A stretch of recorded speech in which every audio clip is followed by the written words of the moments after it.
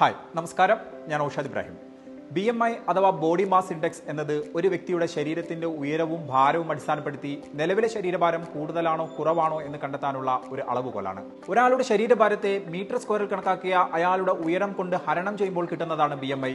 ഉദാഹരണത്തിന് 170 സെന്റിമീറ്റർ ഉയരവും 80 കിലോ ഭാരവുമുള്ള ഒരാളുടെ BMI എത്രയാണെന്ന് നോക്കാം. 170 സെന്റിമീറ്ററിനെ മീറ്റർ സ്ക്വയറിലേക്ക് കൺവേർട്ട് ചെയ്യുമ്പോൾ 1.70 into 1.70 is equal to 2.89 എന്ന സംഖ്യ ലഭിക്കുന്നു. ഇയാളുടെ ശരീരഭാരമായ 80 കിലോഗ്രാമിനെ 2.89 എന്ന സംഖ്യ കൊണ്ട് ഹരിക്കുമ്പോൾ 27.68 എന്ന സംഖ്യ ലഭിക്കുന്നു. ഇതാണ് അയാളുടെ BMI.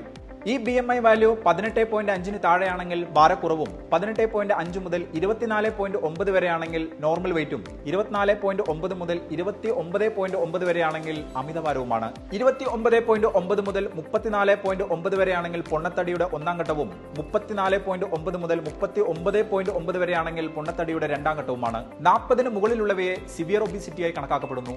കായിക താരങ്ങളിലും കുട്ടികളിലും പ്രായമായവരിലും ഈ BMIയുടെ തോതിൽ വ്യത്യാസമുണ്ടായിരിക്കാം. BMI ആരോഗ്യപരമായ ശരീരഭാരം പരിശോധിക്കാൻ ഉപകരിക്കുമെങ്കിലും ശരീരഘടനയും മറ്റ് ആരോഗ്യ ഘടകങ്ങളുമൊക്കെ ചികിത്സാ വേളയിൽ പരിഗണിക്കാറുണ്ട്. ഞാൻ ഔഷാദ് ഇബ്രാഹിം. Thank you.